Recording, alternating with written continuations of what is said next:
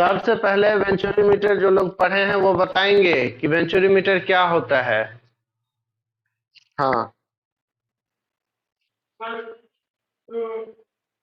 It is a device used to measure the rate of flow of fluid. Very good, बहुत बढ़िया। और बताइए, और क्या पढ़े हैं इसके बारे में, इसका कहाँ यूज होता है?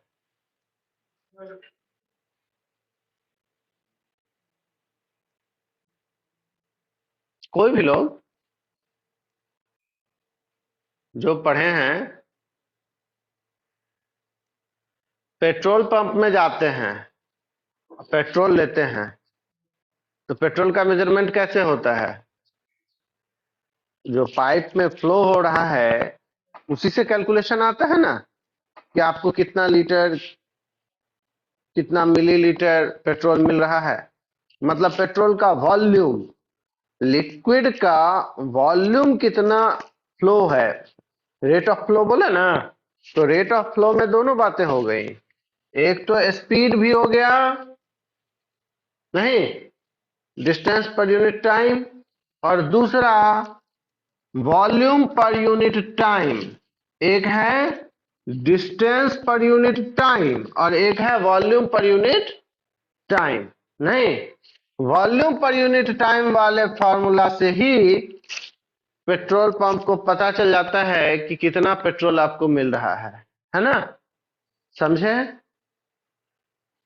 चलिए, ऐसा मतलब एक केवल पेट्रोल पंप की बात नहीं है, ऐसा और भी बहुत सारा एग्जांपल है। जैसे बहुत सारे जगहों पे हमारे यहाँ सुधा का पैकिंग वाला मिल्क आता है ना, पैकेट में, कई जगहों पे अब में भी आने वाले समय में यहाँ, या शायद है भी एक दो जगह, मिल्क डिस्पेंसिंग मशीन लगी होती है। उसमें आप कॉइन डालेंगे, जितना कॉइन डालेंगे उतने रुपए का काउंट करके कितना लीटर मिलीलीटर मिल्क होगा आपको मिल जाएगा। नहीं तो क्या, हाँ, कॉइन फिक्स्ड होता है कि आप यही कॉइन यूज कर सकते हैं, उस मशीन पे फिक्स्ड होता है। तो आप जैसे 200 रुपए लेके गए तो 200 रुपए का कॉइन खरीद लीजिए, क्योंकि अब जो आप जो कॉइन लेके जाएंगे भारत सरकार का, तो ये तो 1 रुपए का कॉइन का अलग वेट है, 5 रुपए का अलग वेट, साइज सब अलग अलग है ना सबका। वो आपको यूनिफॉर्म कॉइन्स दे देगा, और अब उस कॉइन में से जितने का लेना है उतने का अभी ले लीजिए, बाद में जब जितने का लेना हो उतने का ले सकते हैं। तो रिजल्ट क्या हो गया, बेनिफिट, कि 1 लीटर का आता है एक पैक, और एक 0.5 लीटर का भी आता है, और हमको लेना है 0.7 लीटर। अब क्या करें, ऑप्शन नहीं है।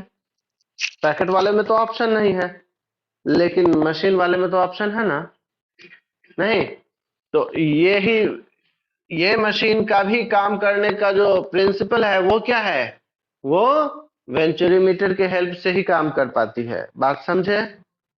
कोई दिक्कत हुई इसमें? नहीं। तो जो वेंचुरीमीटर लिक्विड के फ्लो का डिस्टेंस पर यूनिट टाइम बताती है, वही वेंचुरीमीटर लिक्विड के फ्लो का वॉल्यूम पर यूनिट टाइम भी बताती है। समझ गए? देखिए, एक इंजन के अंदर पेट्रोल सप्लाई करने की मशीन होती है, जिसको थोड़ा पुराने समय तक के बाइक में कार्बोरेटर कहते थे। क्या कहते थे उसको? Carburetor. बदलते टाइम में ये सिस्टम चेंज हुई, और अब जो मशीन होती है उसका नाम होता है फ्यूल इंजेक्टर। अब ये जो फ्यूल इंजेक्टर मशीन है, इसके भी काम करने का प्रिंसिपल कहीं ना कहीं किससे रिलेटेड है, वेंचुरीमीटर से। क्योंकि ये मशीन, ये कार्बोरेटर का भी वही काम था जो काम फ्यूल इंजेक्टर करता है, लेकिन इसका जो काम है वो ज्यादा प्रिसाइज, ज्यादा शार्प होता है। इसमें उतना ज्यादा प्रिसाइजनेस नहीं रह जाता है, इसका बार बार मेंटेनेंस करवाने की सबकी जरूरत पड़ती है। इसको डिजिटली कंट्रोल कर सकते हैं, इसको डिजिटली कंट्रोल नहीं कर सकते हैं, ये सारा भी रीजन है। लेकिन बेसिक प्रिंसिपल जो है वो क्या है, वो तो वेंचुरीमीटर ही है। वेंचुरीमीटर से ही पता चलता है कि हमको पर यूनिट टाइम कितना वॉल्यूम सप्लाई देना है, नहीं? हाँ, अब उसका रेस बढ़ाते जाएंगे तो पर यूनिट टाइम ज्यादा वॉल्यूम सप्लाई देना पड़ेगा, तो वो वेंचुरीमीटर को कंट्रोल करते हैं कंप्यूटर से, नहीं? तो ये सारा सिस्टम, तो एक बात हुई। दूसरा, वेंचुरीमीटर का फोटो डायग्राम तो सब लोग देखे ही होंगे, हाँ, इसमें तो डाउट होना नहीं चाहिए। इस तरह की मशीन होती है क्या? हाँ बिल्कुल, दो साइड केवल इसका ओपन पाइप होता है, उसमें तो क्लोज्ड चैम्बर है ना, यहाँ पे दोनों साइड क्लोज्ड पाइप है, केवल बीच में कहीं पे पाइप का डायमीटर बहुत कम हो गया है, पतला जेट है, समझ गए? बर्नौली थ्योरम बताता है कि एक पाइप में जब आप लिक्विड का फ्लो करते हैं या फ्लूइड का फ्लो करते हैं तो उसमें उसका वाइड सेक्शन जहां है और जहां नैरो सेक्शन है, दोनों जगह पर क्या इक्वल होता है और डिफरेंट होता है? Rate of volume flow equal होता है, ये डिफरेंट नहीं होता है, समझ गए? लेकिन ये जो रेट है ये डिफरेंट होता है, समझ गए? ये इसको नॉर्मली हम लोग वेलोसिटी कहते हैं, स्पीड कहते हैं, वी कहते हैं, नहीं? तो ये वाला जो स्पीड है, मतलब डिस्टेंस पर यूनिट टाइम, वो वाइड सेक्शन पे कम होता है और नैरो सेक्शन पे स्पीड ज्यादा होता है, समझ गए ना? लेकिन रेट ऑफ वॉल्यूम फ्लो जो है वो तो सब जगह पर इक्वल ही रहता है। ये कौन बताता है? Bernoulli's theorem. हालांकि अभी तक जो भी पढ़े हैं मैक्सिमम सब तो उसी का एप्लीकेशन है और सब में यही बात पढ़े हैं, तो ठीक है। अब इसमें एक काम और करना पड़ता है, यू शेप का एक ट्यूब इसमें और भी कनेक्ट करना पड़ता है।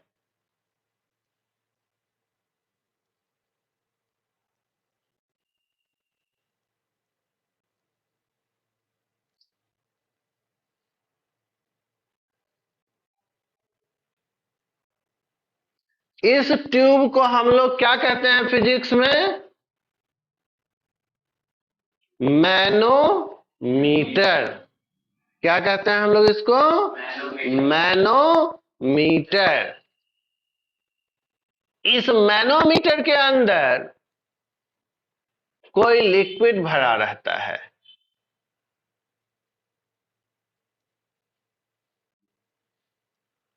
अब होगा क्या कि यहां और यहां का प्रेशर इक्वल नहीं होगा। होगा प्रेशर, प्रेशर मतलब हमारा पर्पस था यहाँ पे force per unit area, equal होगा नहीं। क्यों? क्योंकि जहां नैरो है वहां का प्रेशर ज्यादा होगा और जहां वाइड है वहां का प्रेशर कम होगा। तो यहां का प्रेशर P1 और यहां का प्रेशर P2, स्पीड को भी लिख ही देते हैं।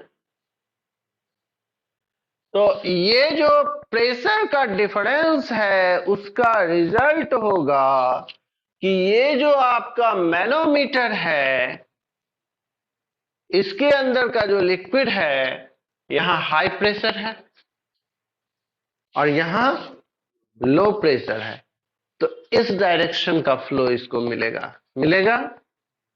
तो इस तरह से ये जो कंट्रोल देगा, इसी कंट्रोल से हम लोग मेजरमेंट कर पाते हैं किस चीज का? स्पीड का।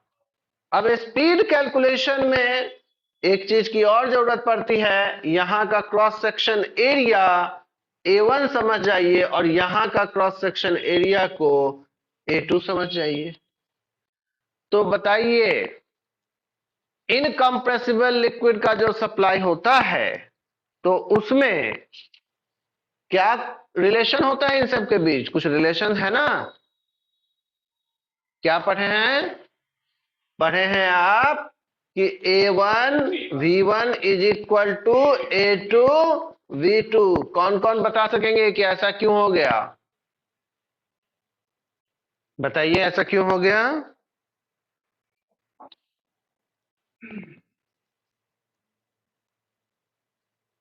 हाँ हाँ बोलिए। सर जहाँ पे एरिया बढ़ रहा है वहाँ पे वॉल्यूम, सॉरी जहाँ पे एरिया बढ़ रहा है वहाँ स्पीड कम है, लेकिन जहाँ पे एरिया कम है वहाँ पे स्पीड ज्यादा है। हाँ वो बात तो समझ गए। तो उससे ये कैसे प्रूव हो गया कि ये दोनों इक्वल ही होगा? ये दोनों भी डिफरेंट हो सकता है। रेट ऑफ वॉल्यूम फ्लो, इसी से पता चलेगा कि ये दोनों इक्वल कैसे हुआ।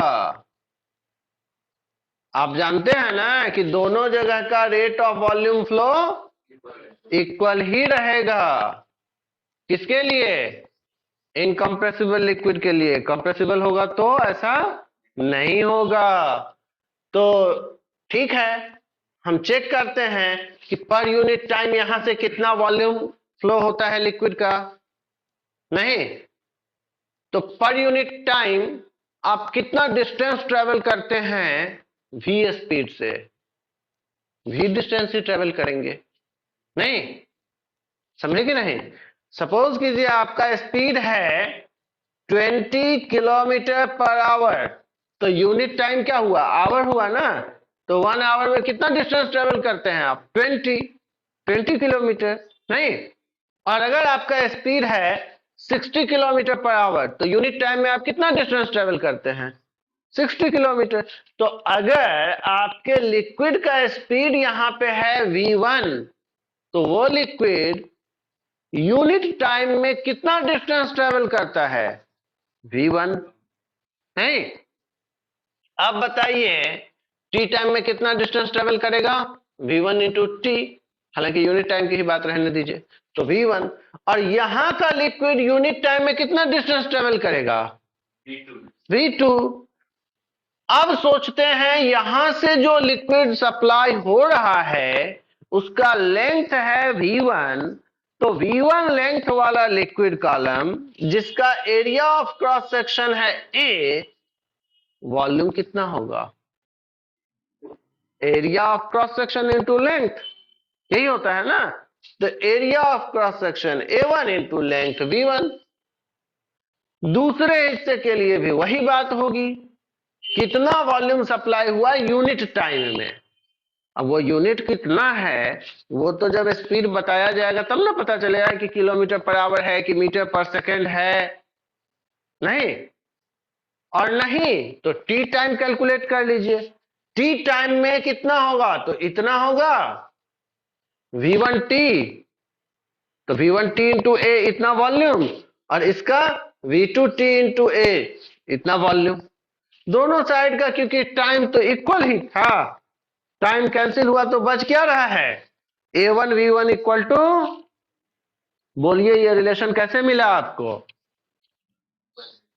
हाँ, rate of volume flow equal रहता है, कांस्टेंट रहता है। ये सप्लाई पाइप के डायमीटर पर डिपेंड नहीं करता है। स्पीड डिपेंड करता है सप्लाई पाइप के डायमीटर पे, स्पीड डिपेंड करता है। ऐसा ऑब्जेक्टिव क्वेश्चन मिलेगा आपको, और हम जो लास्ट टाइम आपको दिए थे कुछ क्वेश्चन पढ़ने के लिए, वो इसी सब टाइप का थ्योरेटिकल क्वेश्चन रहेगा। तो उसको इस चैप्टर से भी पढ़िएगा।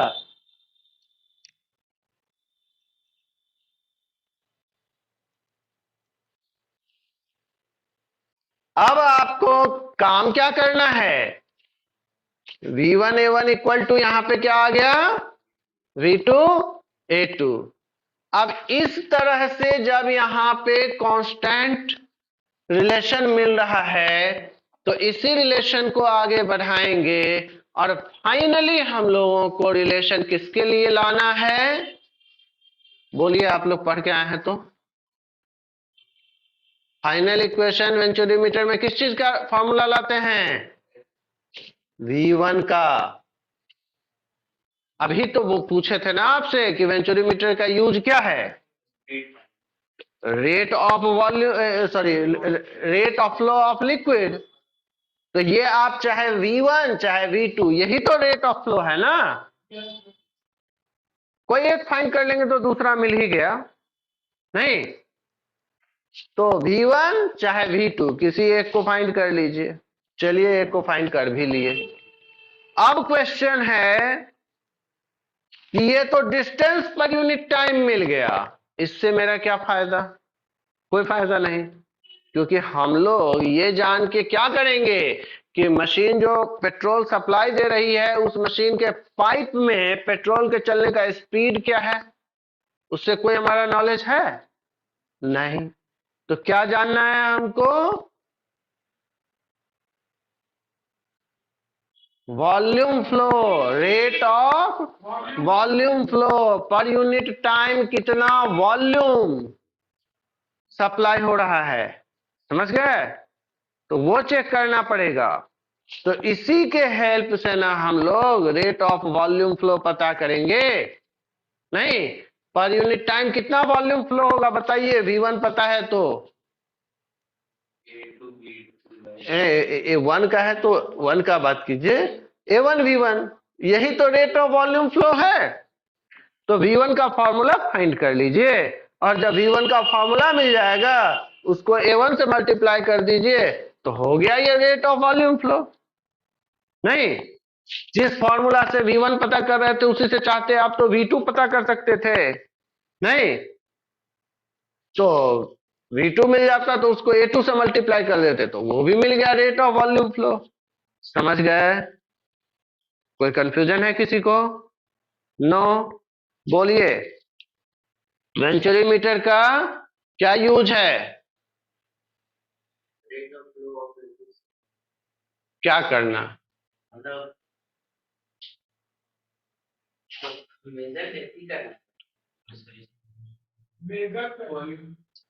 आप बताइए, वेंचुरीमीटर का यूज कौन करता है?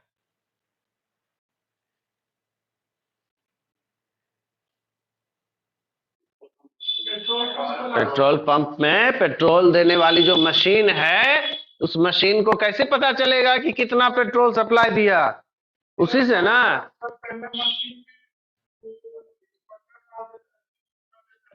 वो तो फिर उसका फ्लेक्सिबल सिस्टम है कि आप पहले ही फिक्स कर दीजिए कि इतना ही वॉल्यूम देना है, या बिना बटन दबाए डायरेक्ट भी आप सप्लाई ले सकते हैं और तब भी बता देगा कि कितना लीटर पेट्रोल मिला और उसका कितना अमाउंट पैसा मिला, नहीं है ना? मेन मतलब है कि पाइप से जो सप्लाई हो रहा है उसका रेट ऑफ वॉल्यूम फ्लो उसको पता है, और कितने टाइम तक मशीन चली उससे इसको मल्टीप्लाई कर दिया। नहीं, पर सेकंड कितना वॉल्यूम सप्लाई हुआ ये पता है, और कितना सेकंड तक मशीन चली उससे इसको मल्टीप्लाई कर दिए तो वॉल्यूम पता चल गया ना, है ना? कोई दिक्कत है इसमें? नहीं। अब बोलिए, वेंचुरीमीटर में एक पाइप लगा होता है, ये पाइप कैसे रखा जाएगा? हॉरिजॉन्टल या वर्टिकल?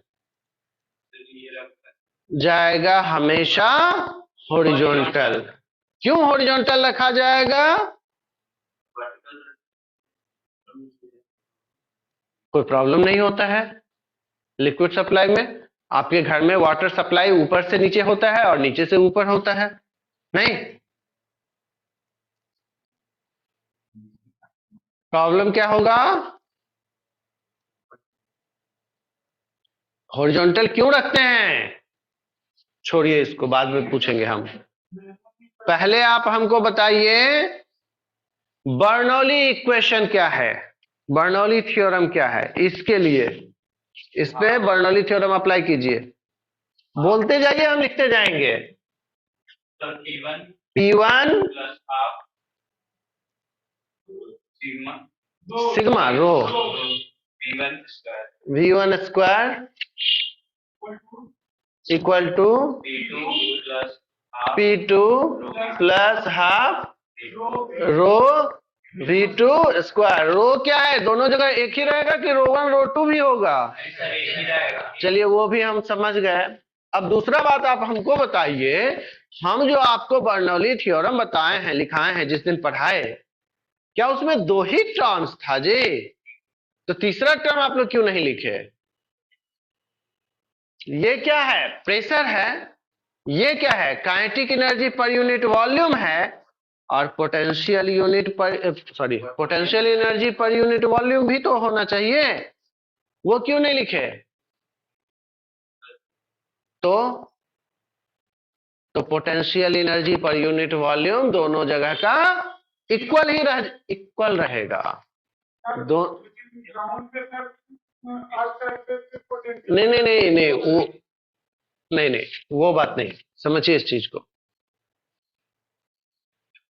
यहां पर दोनों जगह का potential energy per unit volume equal होगा, क्योंकि जब इक्वल होगा और इक्वेशन में लिख रहे हैं तो इधर लिखेंगे प्लस एक्स और इधर भी लिखेंगे प्लस एक्स, तो दोनों कैंसिल हो जाएगा ना, तो 0 हो गया। समझ गए? और दूसरा कंसेप्ट, जो इनका कंसेप्ट क्या है कि ग्राउंड पर, अर्थ के सरफेस पर पोटेंशियल एनर्जी 0 रहता है, वो भी सही हो सकता है। लेकिन अगर हम इस मशीन को बहुत ऊंचे माउंटेन पर ले जाके लगाएंगे, तब तो ये मशीन कंफ्यूज हो जाएगी कि यहां तो पोटेंशियल एनर्जी 0 नहीं है। दिक्कत होगा कि नहीं होगा? तो इस क्वेश्चन का सही आंसर वो नहीं है। तो सही आंसर क्या है कि दोनों जगह का पोटेंशियल एनर्जी इक्वल ही होगा, क्योंकि इक्वल ही रह जाएगा तो एक दूसरे को कैंसिल कर दिया, इसीलिए आप यहां नहीं लिखे। नहीं तो ग्राउंड के लिए ये इक्वेशन है और ग्राउंड से 2 किलोमीटर ऊपर जाएंगे तो उसके लिए दूसरा इक्वेशन लिखना पड़ेगा, लेकिन ऐसा तो नहीं है। उसके लिए भी हमारा यही इक्वेशन रहता है। मतलब ऐसा नहीं है कि वो आंसर गलत है कि ग्राउंड पे पोटेंशियल एनर्जी 0 है, लेकिन उस कारण से यहां नहीं लिखे हैं, ये इनकम्प्लीट आंसर है। बात समझे? रॉन्ग आंसर नहीं हुआ, ये इनकम्प्लीट आंसर है। तो आपको तो कंप्लीट ही आंसर देना होगा ना। ऐसे भी ऑब्जेक्टिव क्वेश्चन जो आपका आता है उसमें क्या लिखा रहता है? मोस्ट अप्रोप्रिएट आंसर को चुनना है। नहीं हो सकता है आपको 2 आंसर लगे कि ये दोनों भी सही है, तो दोनों में ज्यादा एक्यूरेट कौन है? तो बात समझ लिए ना। अब इससे आगे बढ़ेंगे आप। कौन कौन है यहां पे? V1 है, यहां V2 है। एक का इक्वेशन फाइंड कर लीजिए, नहीं दूसरे के टर्म में। अब जब वो एक आ जाएगा तो दूसरा भी तो रह जाएगा। दूसरा हमको कहां पता है? नहीं, 2 अगर वेरिएबल हो अननोन, तब तो कंफ्यूजन होगी ना। अननोन वेरिएबल तो एक इक्वेशन में एक ही हो सकता है। आप समझ रहे हैं बात को? एक इक्वेशन में आप कितना अननोन वेरिएबल सॉल्व कर सकते हैं? और 2 अननोन वेरिएबल्स है तो 2 ही इक्वेशंस चाहिए।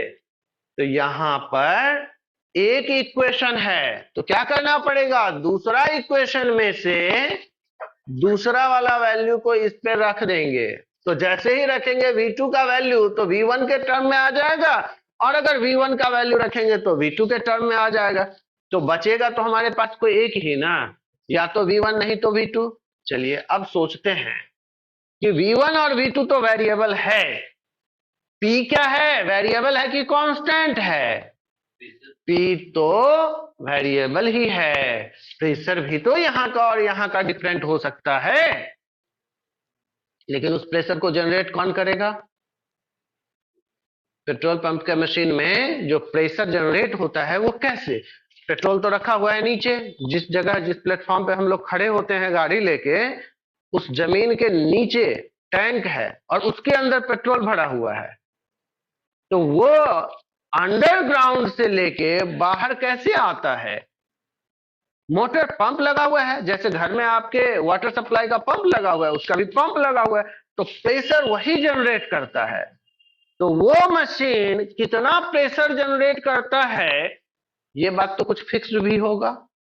दूसरा यहां पर हम प्रेशर चेक करने के लिए एक मशीन सेट कर लेते हैं जो यहां का प्रेशर बता देगी। यहां पर भी हम प्रेशर चेक करने के लिए एक मशीन सेट कर लेते हैं। तो वो बहुत सारी मशीन होती है ना प्रेशर बताने वाली, तो प्रेशर तो इजीली पता चल जाता है। तो प्रेशर पता ही चल जा रहा है, तो प्रेशर उस सिचुएशन के लिए तो कांस्टेंट हो गया ना। दूसरा, रो, अगर इनकंप्रेसिबल लिक्विड है तो उसका डेंसिटी क्या होगा, कांस्टेंट होगा। तो वो तो कांस्टेंट ही है। बाकी जो बचा तो वेरिएबल V1 और V2 ही तो था, और इस इक्वेशन में से वैल्यू ले जा के रख देंगे वहां। नहीं, सब्स्टिट्यूशन मेथड आप पढ़े हैं ना, तो वो सब्स्टिट्यूशन कर देंगे तो सॉल्व हो जाएगा। समझ गए? अब फिर से यहां पर एक क्वेश्चन है, आप जिस लिक्विड की बात कर रहे हैं उसकी डेंसिटी, आप कभी भी मशीन पे जाएंगे तो देखेंगे उसमें क्या क्या इंफॉर्मेशन दिया जाता है। कितना लीटर पेट्रोल आप लेंगे, उस पेट्रोल का पर यूनिट वॉल्यूम, मतलब पर यूनिट लीटर, क्योंकि हमारे यहाँ जनरली पेट्रोल सप्लाई के लिए लीटर ही तो यूनिट यूज होता है ना, तो पर लीटर रेट क्या है वो भी रहेगा। और एक इंफॉर्मेशन होता है जिसको जनरली सब लोग नहीं देखते हैं, क्या होता है, डेंसिटी कितना है आपके पेट्रोल का। समझ गए? आपके पेट्रोल का डेंसिटी क्या है। पेट्रोल अगर प्योर है तो उसकी डेंसिटी कुछ फिक्स्ड होगी, नहीं, अगर पेट्रोल में कुछ इंप्योरिटी मिक्स किए हैं तो उसकी डेंसिटी फिक्स्ड नहीं रह जाएगी, वो डेंसिटी बदल जाएगी। समझ गए? तो मशीन उसमें लगा हुआ है जो पेट्रोल के डेंसिटी को भी मेजर कर लेता है और आपको वहां पे दिखाता भी है डिस्प्ले स्क्रीन पे, है ना। समझ गए?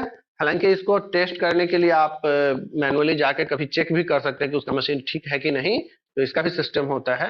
वो 1 लीटर ले लीजिए, बाहर जो लीटर रहता है उससे, और उसका वजन चेक कर लीजिए, जितना डेंसिटी है उसमें फिट हो रहा है कि नहीं। नहीं तो ये तो बात हो गई। ठंड के दिनों में, ठंड के रात में हम पेट्रोल लेने गए, टेम्परेचर बहुत डाउन हो गया।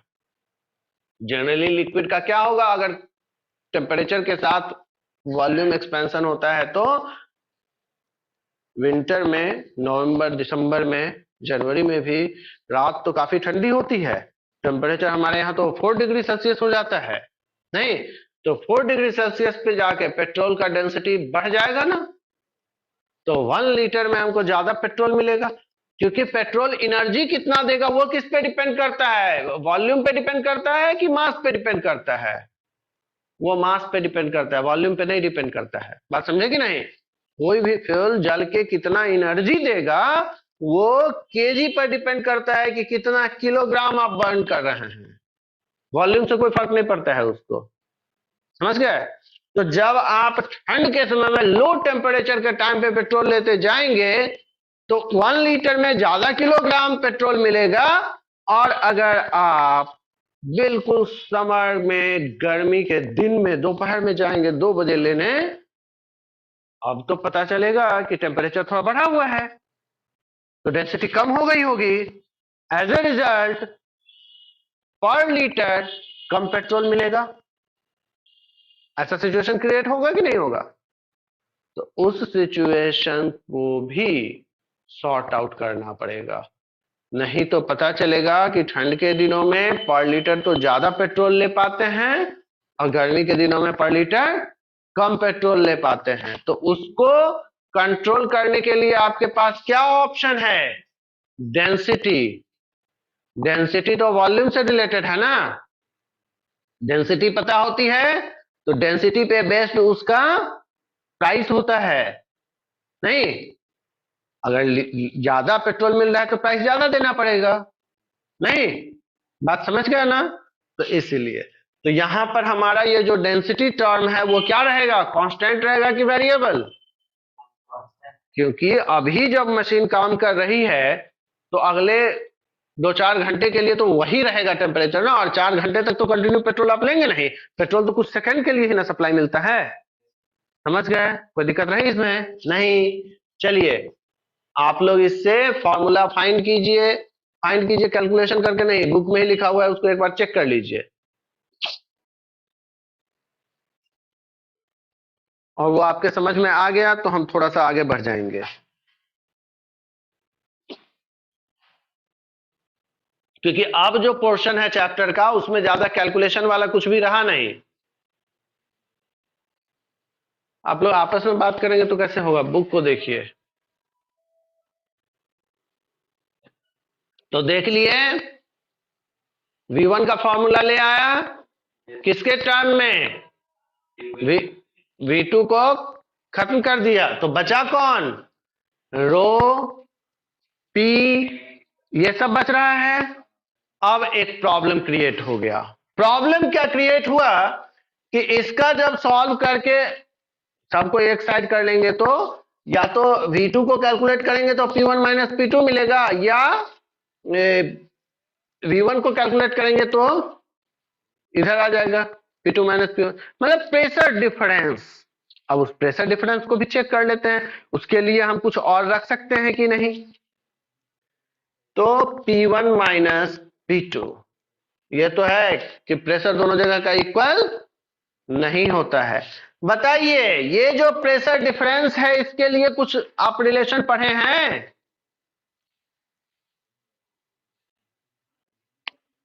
क्या पढ़े हैं?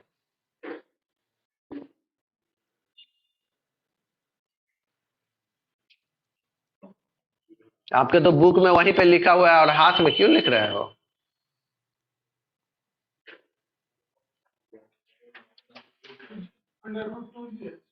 है ना? कब पढ़े? ना पढ़े थे तो फिर तुरंत ही भूल गए तो कैसे काम चला? तो उसका भी वैल्यू रख दिए तो क्या क्या वेरिएबल बचा? प्रेशर भी खत्म हो गया नहीं, तो अब तो एक ही वेरिएबल बचा, अब प्रेशर भी मेजर करने की जरूरत नहीं रह गई। नहीं, फाइनल रिजल्ट, फाइनल फॉर्मूला बताइए स्पीड का फाइनल फॉर्मूला।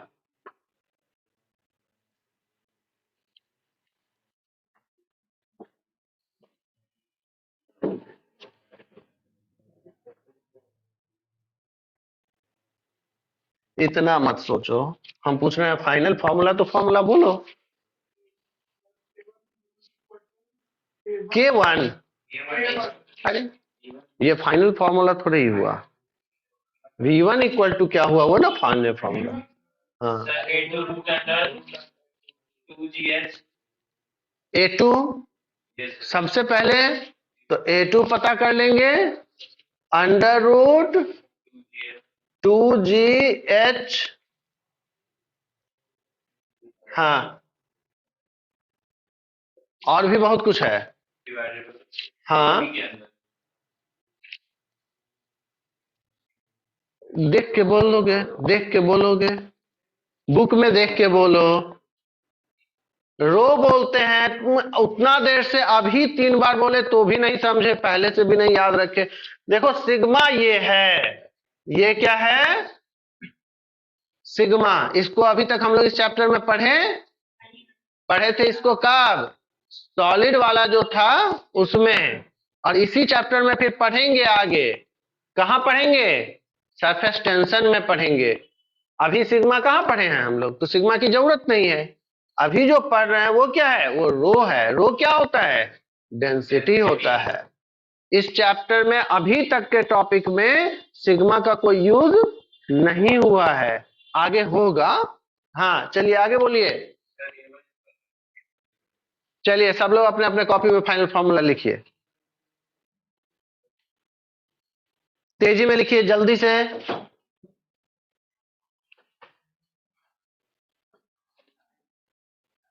उतारना कुछ नहीं है, उतार के क्या करोगे?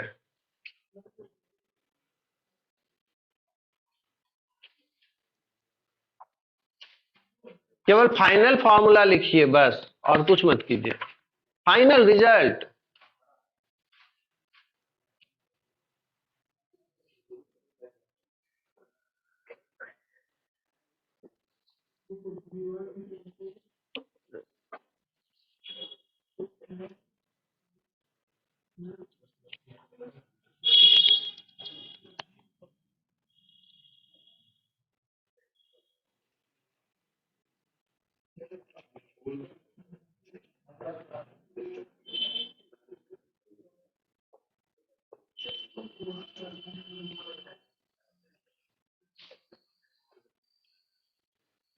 लिख लिए?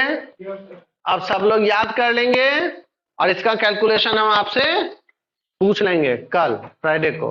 इस बात को तो छोड़िए, इसके बाद नेक्स्ट टॉपिक क्या है उसका नेम बोलिए। स्प्रेयर। स्प्रेयर का कहाँ यूज है? बहुत सारा यूज है। नॉर्मल पिचकारी में भी तो वो चीज ही है, नहीं?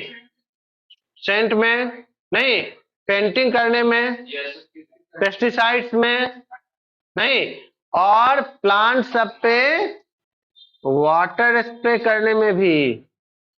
फूल बेचने वाला जो होता है ना, तो अभी इंडिया में बहुत ज्यादा चाइनीज रोज का चलन हो गया है। चाइनीज रोज जो होता है वो होता है बड़ा साइज का, पेटल्स थोड़ा थिक होता है और स्मेल जीरो होता है। अब लोगों को कंफ्यूजन होता है कि ये रोज ही है कि नहीं है, और अच्छा भी नहीं लगता है। तो वो लोग क्या करते हैं, थोड़ा सा गुलाब जल रख लेते हैं अपने स्प्रेयर में और उस गुलाब जल को स्प्रे करते रहते हैं। थोड़े थोड़े देर के बाद दो फायदा हुआ।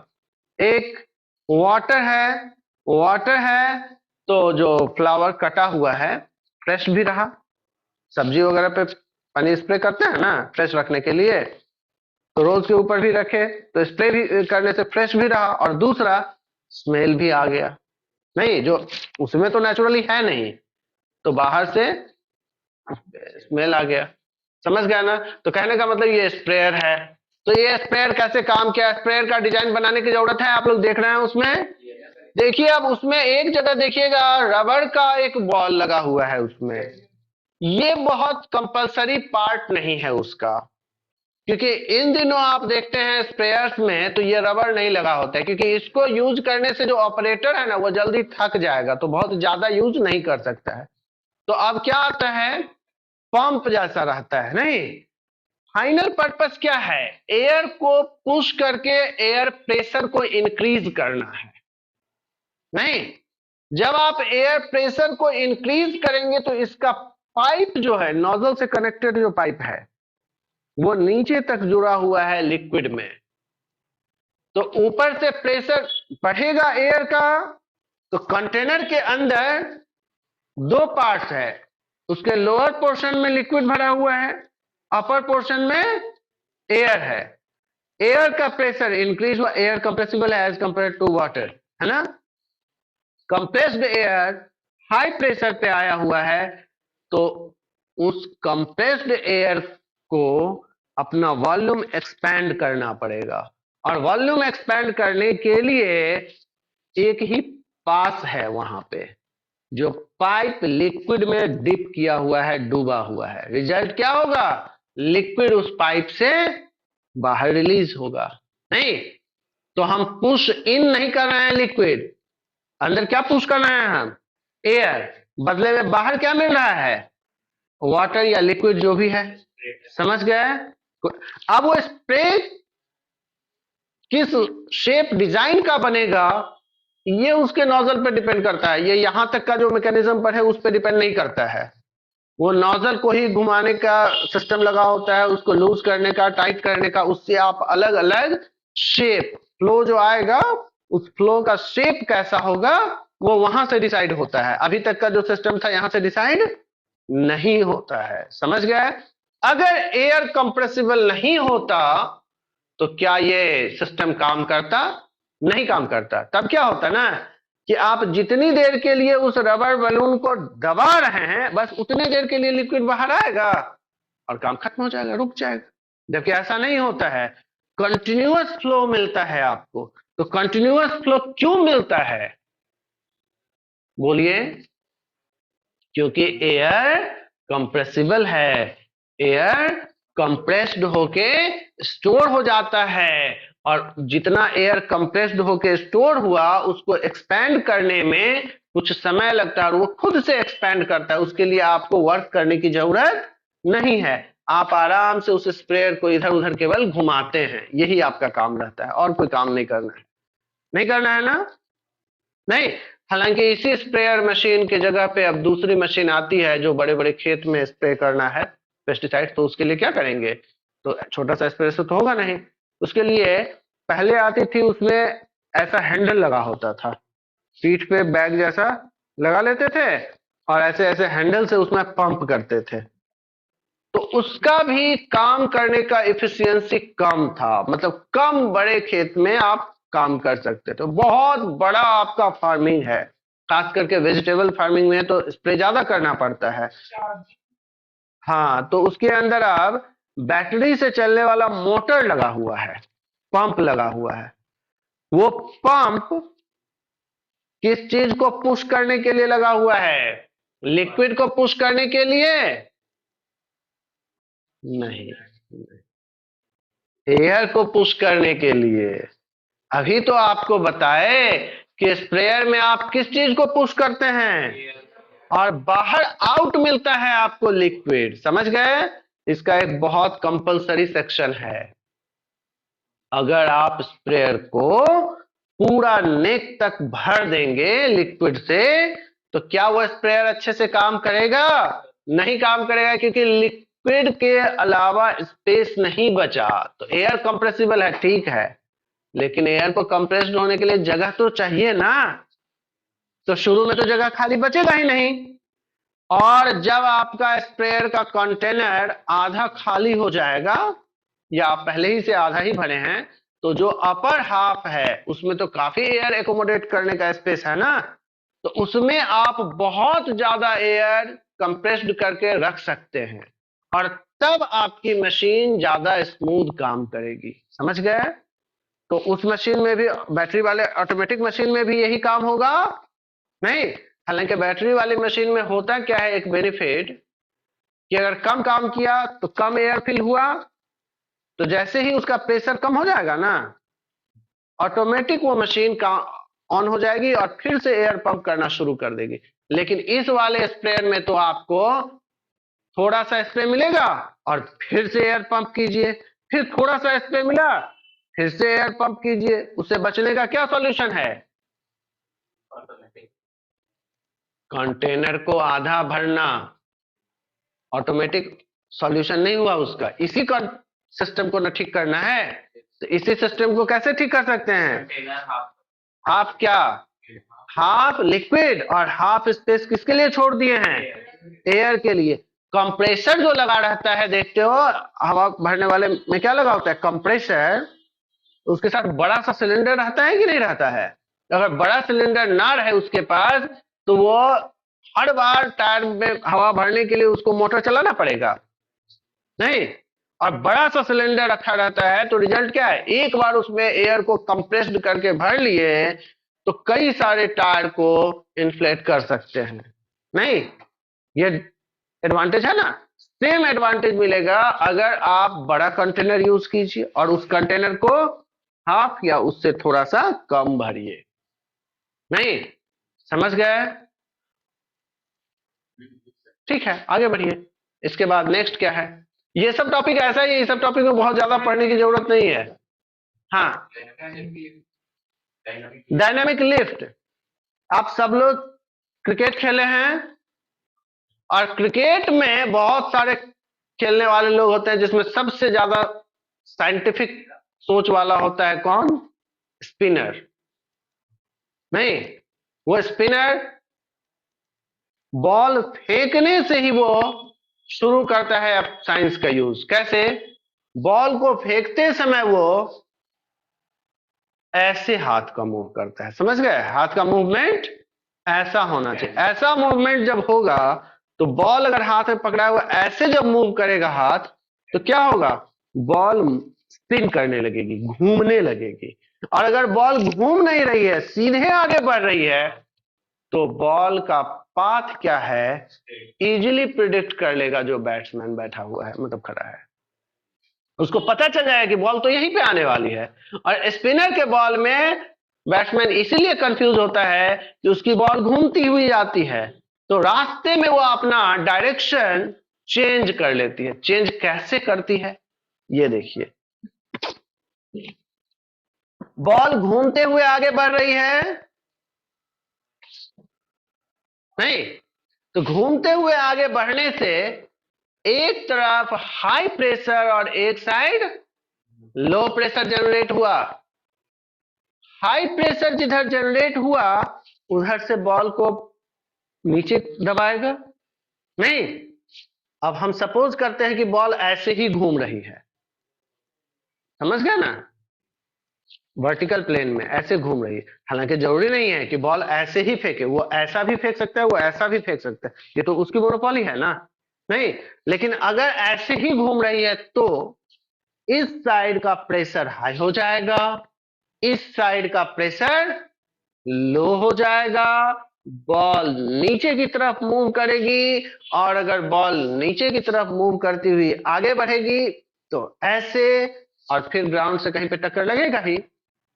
ग्राउंड से कैसी बॉल टकरा रही है, घूमती हुई बॉल ना, हाँ, तो घूमती हुई बॉल जब टकराएगी तो फिर उस अपने ग्राउंड पे बॉल का दो तरह का स्पीड होगा।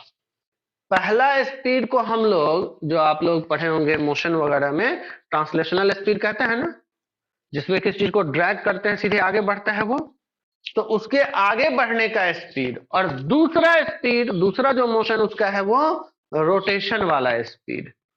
दोनों का कंपोजिशन होगा, दो वेक्टर का कंबाइंड रिजल्ट एक थर्ड वेक्टर कुछ और होगा, तो वो कितना एंगल पे ग्राउंड से टच करता है उस पर डिपेंड करेगा कि वो अब किस डायरेक्शन में जाएगा। और वहां पर तो ज्यादा ही मेजर चेंज आता है डायरेक्शन में, एयर में हल्का चेंज आता है।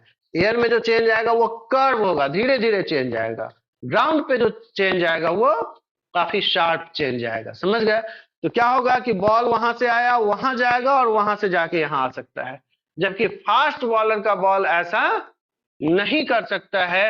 वो एक ही काम कर सकता है, फास्ट बॉलर का बॉल यहां से चलेगा, ऐसे ग्राउंड से टकरा के इतना कर सकता है, यहां पर चेंज फास्ट बॉलर का भी बॉल कर सकता है, और कोई चेंज नहीं कर सकते। लेकिन स्पिनर का बॉल इसके अलावा एयर में भी चेंज करता है। दूसरा, फास्ट बॉलर का बॉल सामने से आएगा, गिरा और सीधे ऐसे आएगा, मतलब वो एक प्लेन बनता है, वर्टिकल प्लेन, जिसमें फर्स्ट पाथ जो था, फर्स्ट लाइन उसी प्लेन में था और बाद वाला सेकंड लाइन भी उसी प्लेन में होगा। लेकिन स्पिनर का पहले तो लाइन ही नहीं रहता है, कर्व रहता है। एयर में जो बॉल का पाथ होता है वो स्ट्रेट लाइन नहीं होता है, वो कर्व होगा।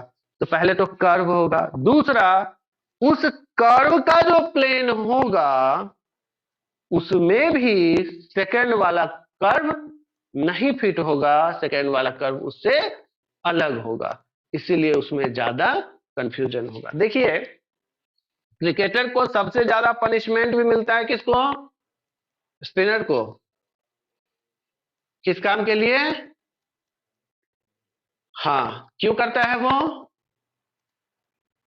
क्योंकि जनरली बॉल कैसी होती है? यूनिफॉर्म होती है। हालांकि क्रिकेट की बॉल पूरी तरह से यूनिफॉर्म होती नहीं है, वो एक जैसे अर्थ का इक्वेटर हुआ ना, इसी तरह से लाइन बना होता है उस पर, उस लाइन पर तीन तीन पैरेलल है, मतलब एक इक्वेटर और उसके पैरेलल ऊपर और नीचे एक एक लैटिट्यूड, ऐसा बना होता है नहीं ऐसा? ये तो हो गई बॉल की ओरिजिनल डिजाइन। तो सबको तो वैसा ही बॉल मिला, और प्रैक्टिस जिस दिन कर रहा था उस दिन भी वैसा ही बॉल मिला था। लेकिन फाइनल मैच के दिन वो क्या किया कि बॉल के किसी एक जगह पर, जहां इक्वेटर बना हुआ वहां पे नहीं, उससे अलग कहीं पे थोड़ा सा स्क्रैच बना दिया। अब उस स्क्रैच का रिजल्ट क्या होगा? जब वो स्क्रैच वाली बॉल हवा में रोटेट कर रही है तो स्क्रैच वाले पार्ट का रोटेशन ज्यादा, सॉरी, फ्रिक्शन ज्यादा होगा, ड्रैगिंग फ्रिक्शन ज्यादा ना होगा, रफ सरफेस का फ्रिक्शन ज्यादा होता है ना, तो वहां का फ्रिक्शन ज्यादा होगा, तो ये वाला पोर्शन कम रोटेट करेगा और दूसरा पोर्शन ज्यादा। एज ए रिजल्ट, जो जहां कहीं पे भी टेम्परिंग किया हुआ है, रफ किया हुआ है, वहां को सेंटर करके ये बॉल घूम के और ऐसे ऐसे पहुंच जाएगी, मतलब जो आ रही थी ऐसे वो ऐसे घूम गई, नहीं तो बॉल ज्यादा डायरेक्शन चेंज कर पाएगी, नहीं। और ये एक्चुअली बहुत इजीली प्रिडिक्ट दूसरा नहीं कर पाएगा, जो बॉलर है वो कर सकेगा, क्योंकि उसको तो सब पता है कि कहां पर स्क्रैच किया हुआ है, वो भी पता है, क्योंकि हाथ से जब वो बॉल को रखा हुआ था तो उसको पता चल गया था ना कि यहाँ पे स्क्रैच है, और हाथ को मूव किस तरह से किया ये उसी को पता है, नहीं कितना फोर्स अप्लाई किया, कितना ड्रैग अप्लाई किया, ये दोनों बात भी बॉलर को ही पता, उसको तो पता है कि बॉल कहां पहुंचेगा, लेकिन जो बैट्समैन है वो इन चीजों को, थोड़ा डिस्टेंस भी तो है, तो बहुत अच्छे से नहीं समझ पा रहा है, उसको ये बात नहीं पता चली। ये किस चीज का एडवांटेज मिला इसको, इसको हम लोग डायनेमिक, नहीं वो छोड़ दो, उस चीज को छोड़ दो, केवल ऐसे रोटेशन के कारण जो बॉल को अप या डाउन लिफ्ट मिला, वो किसके कारण मिला, उसको डायनेमिक लिफ्ट कहते हैं। समझ गया ना, कि जब कोई भी चीज मोशन में होती है तो उसको उसकी डायनेमिसिटी कहते हैं, उसके मोशन को, और उसके कारण जो उसको लिफ्ट मिलता है। तो लास्ट डे हम लोग हाथ वाले पंखा के लिए बताए थे ना, कि जब उसको मोशन में लाते हैं तो उसमें एक लिफ्ट मिलता है। अब लिफ्ट मिलेगा, उसको अगर ऐसा करके रखेंगे, जिसको आगे बढ़ा रहे हैं वो वाला फेस ऊपर की तरफ है, तो ऊपर की तरफ लिफ्ट मिलेगा, और उल्टा कर दीजिए तो नीचे की तरफ, मतलब है उसको हम लोग टर्न लिफ्ट ही बोलते हैं। निगेटिव लिफ्ट हुआ, नीचे की तरफ फोर्स लगा तो क्या कहेंगे उसको, निगेटिव लिफ्ट, लेकिन लिफ्ट ही बोलते हैं। समझ गए, कोई दिक्कत हुई इसमें, नहीं।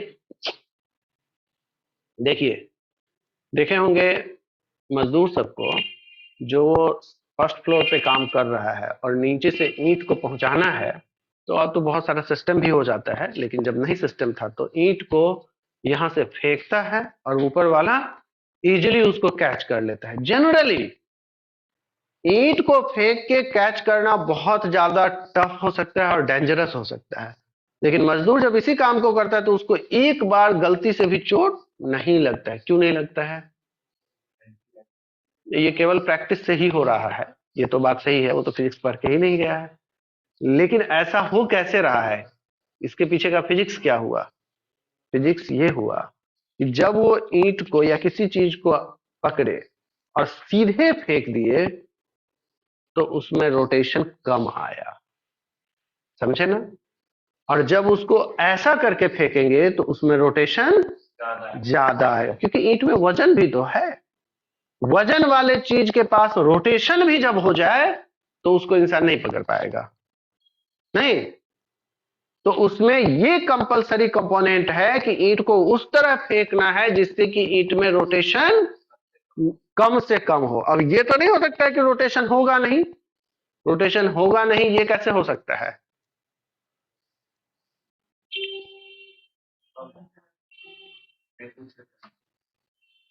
कुछ सिचुएशन ऐसा हो सकता है जिससे कि उसमें रोटेशन ना हो सकता है ना।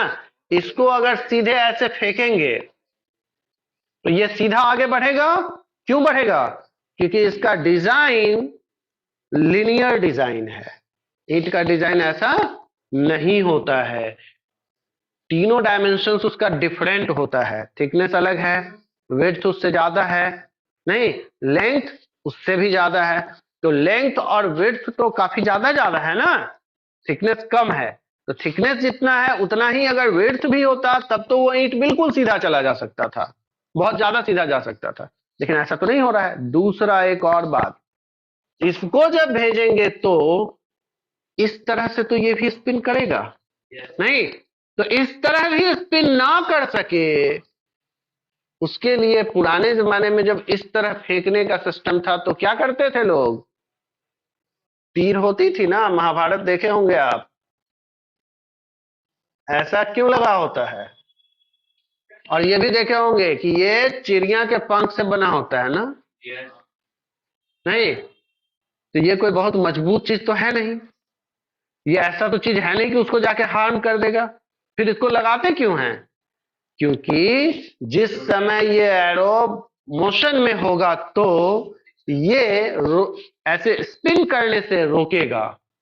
अगर ये स्पिन करने लगा तो स्पिन करने में उसकी एनर्जी लॉस तो होगी, तो आगे बढ़ने का डिस्टेंस का रेंज उसका कम हो जाएगा। समझ गया? दूसरा एक और प्रॉब्लम आएगा, स्पिन करेगा तो डायनेमिक लिफ्ट फिर वहां पे मिलेगा, और अब वो डायनेमिक लिफ्ट उसके डायरेक्शन को, उसके टारगेट को मिस कर देगा, टारगेट से अलग पहुंच जाएगा। नहीं, उससे बचने के लिए ये लगा हुआ होता है।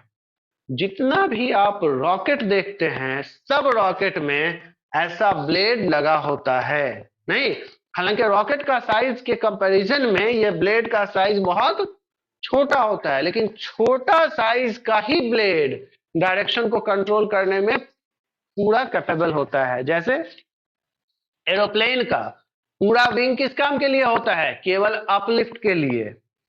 और डायरेक्शन कंट्रोल के लिए जो फ्लैप होती है वो पूरे विंग के कंपैरिजन में बहुत नैरो, बिल्कुल पतली सी होती है। नहीं, फ्लैप, समझ रहे हैं? चलिए, इसके बाद डायनेमिक लिफ्ट खत्म। डायनेमिक लिफ्ट को एक और जगह पे आप यूज कर सकते हैं, बहुत सारे जगह पानी के अंदर भी बॉल का बहुत सारा खेल होता है। नहीं, तो उस अंडर वाटर नहीं, वाटर के सरफेस पे ही होता है। पानी के अंदर कहने का मतलब पानी में जाके लोग खेलते हैं, तो वहां पर भी ये डायनेमिक लिफ्ट काम करता है, लेकिन वहां पर डायनेमिक लिफ्ट से ज्यादा इन्फ्लुएंशियल होता है अप थ्रस्ट, क्योंकि बॉल जो भी खेलेंगे उसका डेंसिटी वाटर से कम होगा, और जब कम ही होगा तो अप थ्रस्ट इतना ज्यादा लग जाएगा कि उसको ऊपर ले ही आएगा। तो डायनेमिक लिफ्ट का बहुत ज्यादा इंपॉर्टेंस उस केस में नहीं होता है। समझ गए ना? हाँ, नेक्स्ट।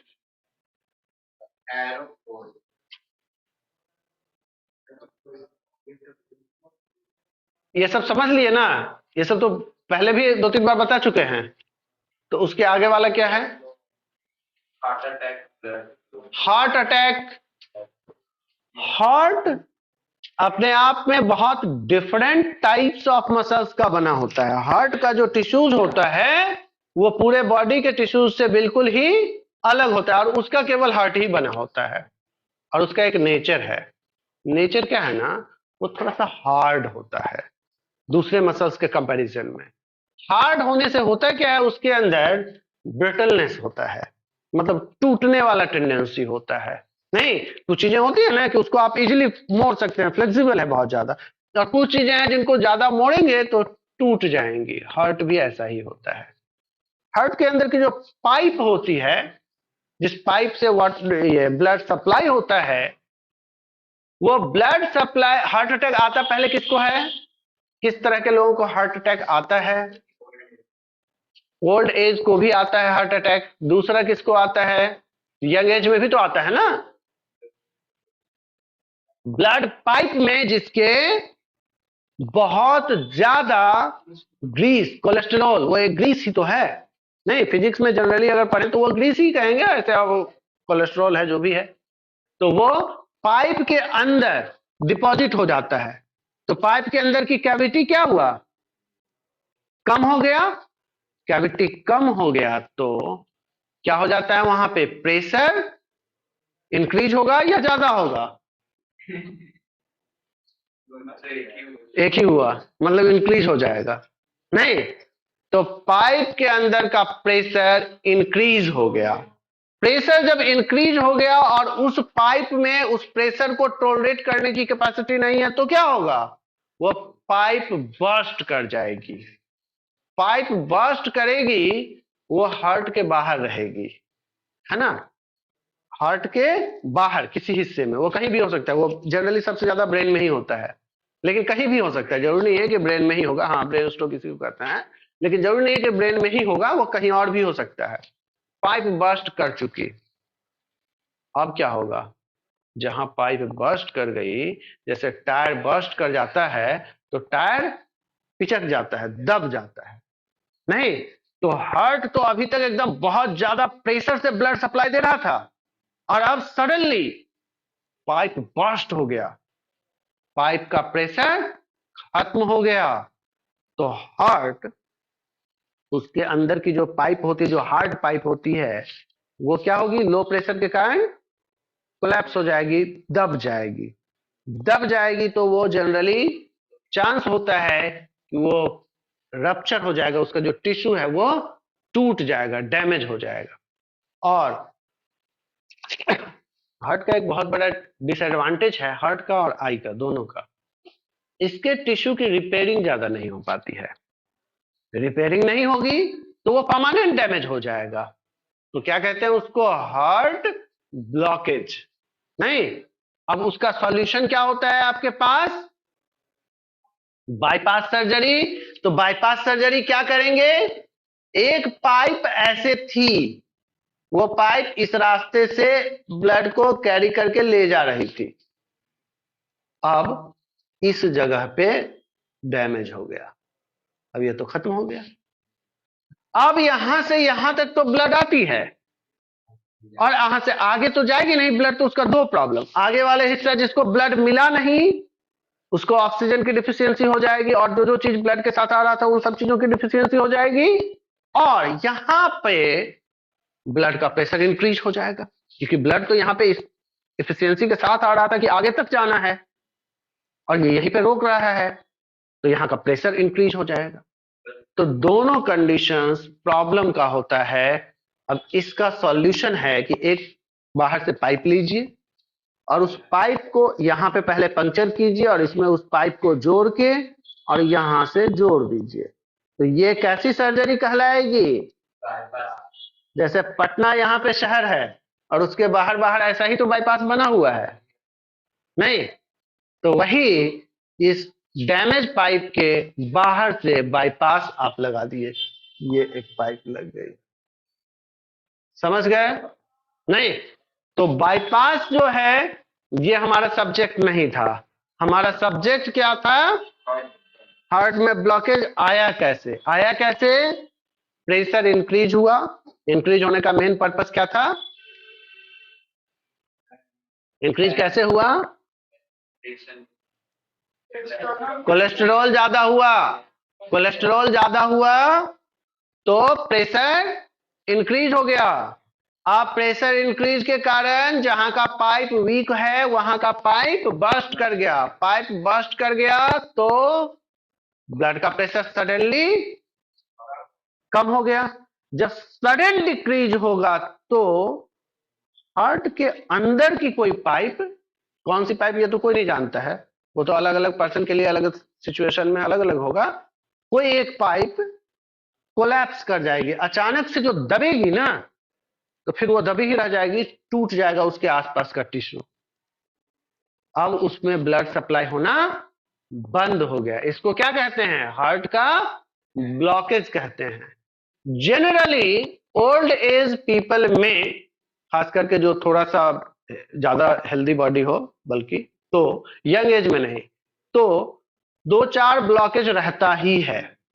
तो 2-4 ब्लॉकेज से कुछ ज्यादा फर्क नहीं पड़ता है, वो पर्सन नॉर्मल एक्टिविटी ही करता है, उसको पता भी नहीं चलता है कि कोई बहुत बड़ा प्रॉब्लम हुआ। जब कभी भी कोई मेजर पाइप में ब्लॉकेज आता है तब उसको पता चल जाता है, क्योंकि तब उसका सिचुएशन प्रॉब्लम में आ जाता है, तो उसको पता चलता है कि मेरे साथ प्रॉब्लम आ गया, नहीं? और तब उसको जाना पड़ता है बाईपास सर्जरी के लिए। समझ गए? बाईपास सर्जरी का एक डिमेरिट है। डिमेरिट ये है, क्योंकि आप जानते ही हैं कि हार्ट की जो सेल्स होती है वो ज्यादा रीजनरेट होने की कैपेसिटी नहीं रखती है। तो जो आप पाइप बाहर से जोड़े हैं उसके साथ जुड़ने का भी टेंडेंसी उसमें, अटैच होने का टेंडेंसी उसमें कम होगा। तो अगर कभी प्रेशर बढ़ा तो यहां पे जहां पे ज्वाइंट किया गया है, ज्वाइंट पे टूटने का चांस तो रहेगा ना। इसीलिए जब कभी भी कोई पर्सन बाईपास सर्जरी कराता है तो एडवाइस क्या करते हैं कि ज्यादा लोड का काम, दौड़ने का काम, सीढ़ी चढ़ने का काम आप नहीं करेंगे। क्यों? क्योंकि इन सब काम को करने से ब्लड प्रेशर इंक्रीज होता है। जब ब्लड प्रेशर इंक्रीज हो जाएगा, ये तो नॉर्मल से ज्यादा प्रेशर टॉलरेट नहीं कर सकता है, तो ये उसका परमानेंट प्रॉब्लम हो गया। समझ गए? इसके बाद का नेक्स्ट क्या है? इसके बाद का नेक्स्ट क्या है? अच्छा ये बता बता दिए हैं, आगे बढ़िए।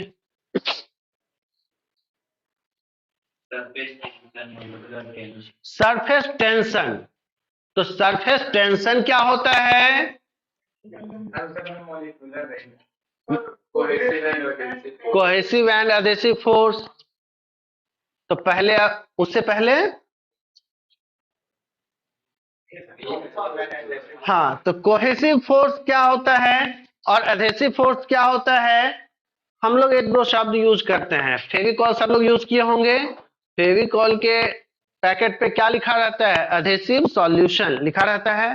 फेविकॉल, बॉन्डफिक्स और ये सब जो भी चिपकाने वाली चीजें आती हैं, इन सब पे लिखा होता है वो एडहेसिव है का मतलब। एडहेसिव है का मतलब क्या है? कि उसको अगर आप किसी चीज पे रखेंगे तो उसमें क्या करेगा? वो चिपक जाएगा, इसीलिए तो वो एडहेसिव है। मतलब कि कोई मैटर, उसके मॉलिक्यूल का दूसरे टाइप के मैटर, दूसरे चीज में चिपकने का जो टेंडेंसी है, this is called adhesive nature. समझ गए? वाटर और मरकरी का ये रिलेशन आप बहुत अच्छा पढ़े होंगे। मरकरी को क्यों यूज करते हैं थर्मामीटर में? उसका बहुत सारा रीजन होता है ना। उसमें एक ये रीजन भी होता है कि मरकरी जब पाइप में रहेगी और मूव करके जहां तक गई और जब रिटर्न होगी तो पाइप भींगा हुआ नहीं रहेगा, वो पाइप अपने आप ड्राई हो जाता है, क्योंकि सारा मरकरी आगे बढ़ जाता है, वहां पे कोई मरकरी बचता नहीं है। जबकि अगर आप एक पाइप से वाटर सप्लाई करेंगे, एक बर्तन में पानी रखिए और उसको उड़ेल दीजिए, पानी तो चला गया लेकिन बर्तन भींगा रह जाता है। और अगर आप उसी में मरकरी रखेंगे और मरकरी को उड़ेल दीजिए, अब उसमें कोई मरकरी नहीं बचता है। क्यों? क्या डिफरेंस हुआ? क्योंकि मरकरी में एडहेसिव नेचर नहीं है ना, और वाटर में एडहेसिव नेचर है। देखिए, पार्टी वगैरह होती है और टेबल आता है टेंट वाला, जनरली उस टेबल का टॉप गंदा ही रहता है। लोगों को सॉल्यूशन क्या मिलता है? थोड़ा सा उस पर पानी डालो, हल्का सा पानी स्प्रे कर दो और पेपर रोल आता है उसको बिछा दो। पानी डालने की क्या जरूरत थी? चिपकने का। क्यों? क्योंकि उसमें एडहेसिव नेचर है। नहीं समझ गए? आप एक शीट लीजिए किसी भी चीज का, जो शीट, थाली सबसे अच्छा सॉल्यूशन है। थाली, जमीन पे थोड़ा सा पानी डाल दीजिए और उस पर थाली को रख दीजिए और थाली को सीधा उठाने की कोशिश कीजिए, आप नहीं उठा पाएंगे। अब किनारे से उसको आगे बढ़ाने की कोशिश कीजिए, ड्रैग करने की, आप इजीली कर पाएंगे और तब उठ जाएगा। क्यों? क्योंकि जहां पानी था वहां से जब वो आगे बढ़ गया और जहां पानी नहीं है वहां पहुंच गया, वहां पर तो कुछ एडहेसिव है ही नहीं। और जहां पे था तो लिक्विड वाटर में क्या होता है? एडहेसिव नेचर होता है, इसीलिए वो चीजों को अपने अंदर चिपका लेता है। दूसरे चीज को चिपकाने का नेचर, खुद के चीज को चिपकाने का नेचर, ये एडहेसिव नेचर नहीं है, तो वो कोहेसिव है। समझ गया ना? खुद के पार्टिकल को, मतलब मरकरी का मरकरी के ही पार्टिकल को अट्रैक्ट करना, ये क्या कहलाएगा? कोहेसिव। समझ गए? मरकरी का पार्टिकल मरकरी के ही पार्टिकल को अट्रैक्ट करता है। क्यों? कोहेसिव फोर्स के कारण। समझ गए? वाटर, जो भी आप यूटेंसिल्स यूज करते हैं उसके वॉल को भिगा देता है। क्यों? उससे चिपक जाता है। क्यों?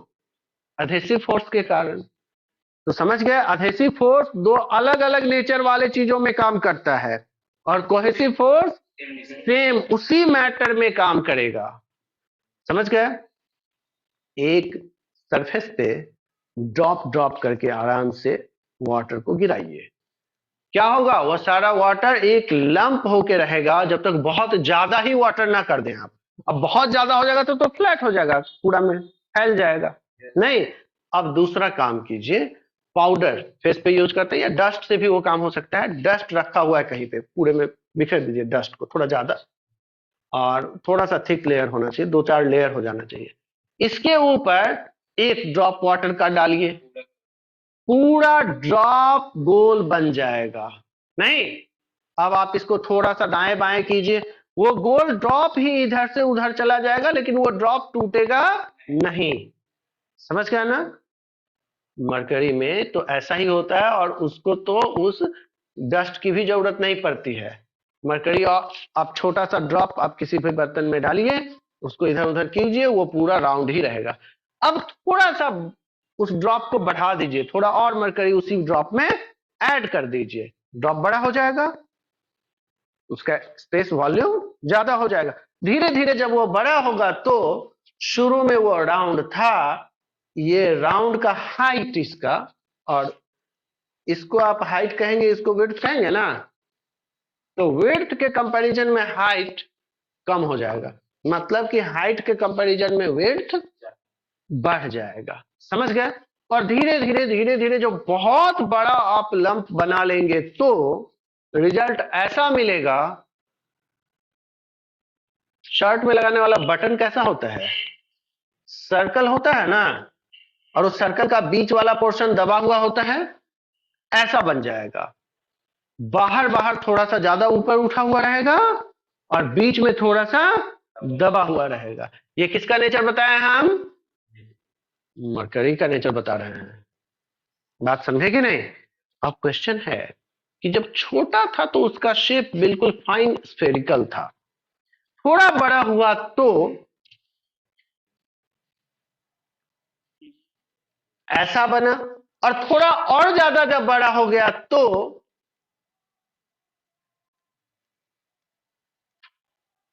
ऐसा बन गया, बीच में ऐसे दब गया। ऐसा कैसे हो गया? ये तो होगा ही, क्योंकि उसका साइज ज्यादा बड़ा हो गया, तो कोहेसिव फोर्स का अपना कुछ कैपेसिटी लिमिटेड है ना, और उससे ज्यादा जब उसका ग्रेविटी आ जाएगा, उससे ज्यादा जब उसका वेट हो जाएगा, बड़ा साइज हो गया तो वेट बढ़ गया, तो वेट ज्यादा हो जाने के कारण ये बीच वाला नीचे आ गया। समझ गए? कोई दिक्कत रही इसको समझने में? नहीं। आगे बढ़िए, नेक्स्ट क्या था? Molecular range. अब पहला तो बात आप कर ही लिए कि कोहेसिव फोर्स क्या होता है, एडहेसिव फोर्स क्या होता है। नहीं, अब रेंज की बात कीजिए। ये रेंज, ये फोर्स कौन अप्लाई करता है? कोहेसिव और एडहेसिव मॉलिक्यूल्स ही तो अप्लाई करता है। तो मॉलिक्यूल कहां तक अपना कोहेसिव या एडहेसिव जो भी उसका नेचर है वो फोर्स, हालांकि यहां पे बात करते हैं हम लोग रेंज में कोहेसिव फोर्स का ही, कोहेसिव फोर्स इफेक्टिवली अप्लाई कर पाता है, मतलब वो फोर्स इन्फ्लुएंशियल होता है। कुछ रेंज होगा ना? नहीं, जैसे ग्रेविटेशन चैप्टर पढ़े तो उसका भी रेंज पढ़े ना, कि एक बॉडी फोर्स तो बहुत इनफाइनाइट डिस्टेंस तक अप्लाई कर सकते हैं, लेकिन यहां तक ज्यादा इन्फ्लुएंशियल फोर्स होगा नहीं। तो इसका कोहेसिव फोर्स कहां तक स्ट्रॉन्ग फोर्स है, उसी को मॉलिक्यूलर रेंज कहते हैं, कि वहां तक के रीजन में, थ्री डायमेंशनल रीजन में वो स्ट्रॉन्ग कोहेसिव फोर्स अप्लाई कर सकता है। बोलिए, मॉलिक्यूल जो कोहेसिव फोर्स अप्लाई करता है तो किस साइड के पार्टिकल को अट्रैक्ट करता है? लेफ्ट को कि राइट को कि ऊपर वाले को कि नीचे वाले को? नहीं, सबको, स्फेरिकल डायरेक्शन में। समझ गया ना? स्फेरिकल डायरेक्शन मतलब ऑल पॉसिबल डायरेक्शंस, कोई भी डायरेक्शन बचा नहीं, सारे डायरेक्शंस का जो भी उसके नियर बाय पार्टिकल होगा सबको वो अट्रैक्ट करेगा, अट्रैक्ट करेगा सबको। लेकिन कहां तक? Up to what distance? जितना डिस्टेंस तक को अट्रैक्ट कर सकता है, that is called what? That is called molecular range. समझ गए? कोई दिक्कत नहीं इसमें? नेक्स्ट क्या है? Surface tension. अब क्वेश्चन है सरफेस टेंशन कहां से आएगा, क्रिएट होगा? वो सरफेस टेंशन भी क्रिएट होता है कोहेसिव फोर्स से। समझ गया ना? अब देखिए, एक क्वेश्चन यहाँ पे ध्यान रखिएगा कि जो भी चीजें होती है ना, सब में थोड़ी सी कोहेसिव फोर्स तो होती ही है, और अगर उसमें कोहेसिव फोर्स नहीं होगी वो लिक्विड नहीं होगा। समझ गए? एडहेसिव फोर्स हो सकता है किसी में बिल्कुल निग्लिजिबल हो या ना हो, लेकिन कोहेसिव फोर्स तो सब में होना ही है। कब? अगर वो लिक्विड है। समझ गया ना? नहीं तो सब फ्लाई कर जाएगा। तो फ्लाई किस में कर जाता है? एयर में ना, एयर का सारा पार्टिकल्स फ्री होता है नहीं, लेकिन लिक्विड में ऐसा नहीं होगा। एक कंटेनर के अंदर लिक्विड है रखा हुआ, यहां तक भरा हुआ है लिक्विड, इसका सारा पार्टिकल्स अपने एक दूसरे को अट्रैक्ट कर रहा है। इसमें डायग्राम बना हुआ होगा, देखिएगा।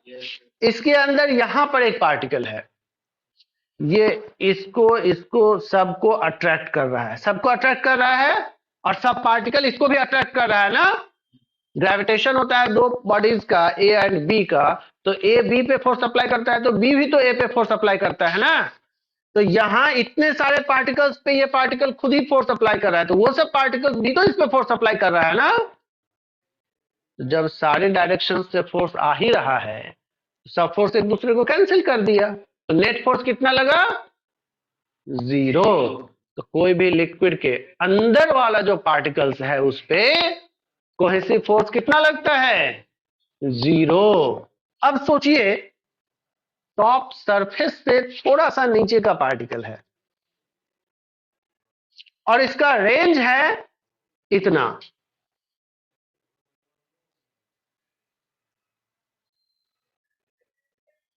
रिजल्ट क्या हुआ? अंदर वाले सारे डायरेक्शंस में तो फोर्स सही से काम कर रहा है, लेकिन ऊपर तो इसका खुद का जो पार्टिकल होगा उसी पर फोर्स लगा सकता है। बाहर तो एयर है, उसमें तो फोर्स ये अप्लाई नहीं कर सकता है कोई सी फोर्स, मतलब ये सब फोर्स इफेक्टिव नहीं है। तो रिजल्ट क्या हुआ? ऊपर के डायरेक्शन का फोर्स कम हो गया ना, नहीं? और अगर ये पार्टिकल एकदम टॉप पे है, सरफेस पे है, तो इस पर नीचे की तरफ फोर्स लगेगा, इधर फोर्स लगेगा, इधर फोर्स लगेगा, ऊपर की तरफ फोर्स 0। रिजल्ट क्या हुआ? इस पार्टिकल पे नेट फोर्स 0 हुआ। ए बी सी, सी पर नेट फोर्स 0 है, यस। बी पे नेट फोर्स 0 है, नो। बी जो सरफेस से थोड़ा नीचे है उस पे नेट फोर्स 0 नहीं है, समझ गया ना। लेकिन नेट फोर्स जो है वो किस डायरेक्शन में है? वो वर्टिकली डाउनवर्ड डायरेक्शन में है, क्योंकि डाउनवर्ड का जो फोर्स है उसको कोई बैलेंस नहीं कर पा रहा है, लेफ्ट वाले को राइट बैलेंस कर रहा है, नहीं। तो हॉरिजॉन्टल प्लेन का जो फोर्स है वो बैलेंस्ड है, लेकिन हॉरिजॉन्टल प्लेन के नीचे की तरफ जो भी फोर्स होगा वो पूरी तरह से बैलेंस्ड नहीं। हालांकि थोड़ा थोड़ा बैलेंस हो रहा है, क्योंकि ऊपर थोड़ा थोड़ा तो पार्टिकल्स है ना, लेकिन पूरा बैलेंस नहीं है। तो नेट फोर्स तो है डाउनवर्ड, लेकिन कम। और इस केस में क्या है? ए वाले केस में तो डाउनवर्ड फोर्स बहुत ज्यादा ही है, नहीं? समझ गए? तो लिक्विड का फ्री सरफेस पे जो भी पार्टिकल्स है उस पे लिक्विड बॉडी के अंदर की तरफ जो स्ट्रॉन्ग फोर्स लग रहा है, समझ गए? वो स्ट्रॉन्ग फोर्स क्या जनरेट करता है? टेंशन। समझ गए?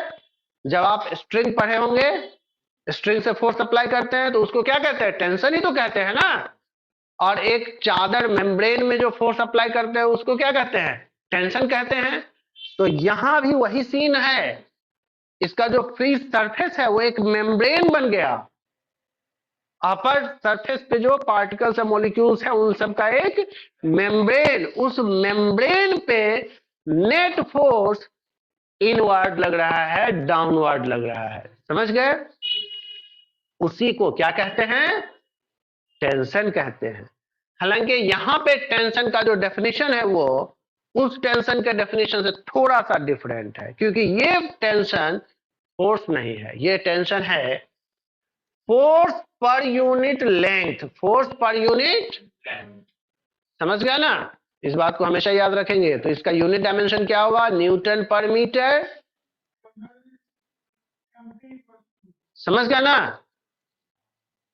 नहीं? बिल्कुल, बहुत फास्ट समझ हुआ, अच्छी बात है। तो अब यहां पे समझिए कि लिक्विड का जो फ्री सरफेस है, अभी वाले केस में फ्री सरफेस केवल टॉप पे ही है, लेकिन ड्रॉप के केस में तो सारा सरफेस फ्री ही है। तो सब तरफ से सेंटर की तरफ खींच रहे हैं। तो आप इमेजिन कीजिए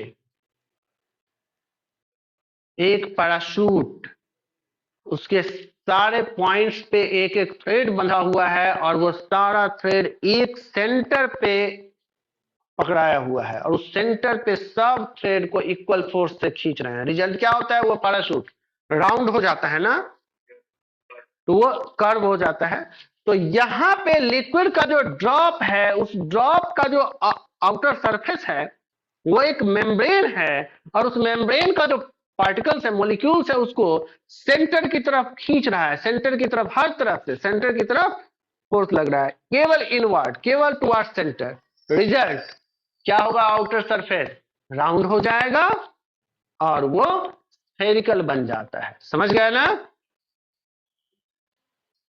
तो दो क्वेश्चंस, एक व्हाट इज सरफेस टेंशन, वो तो समझ ही गए आप।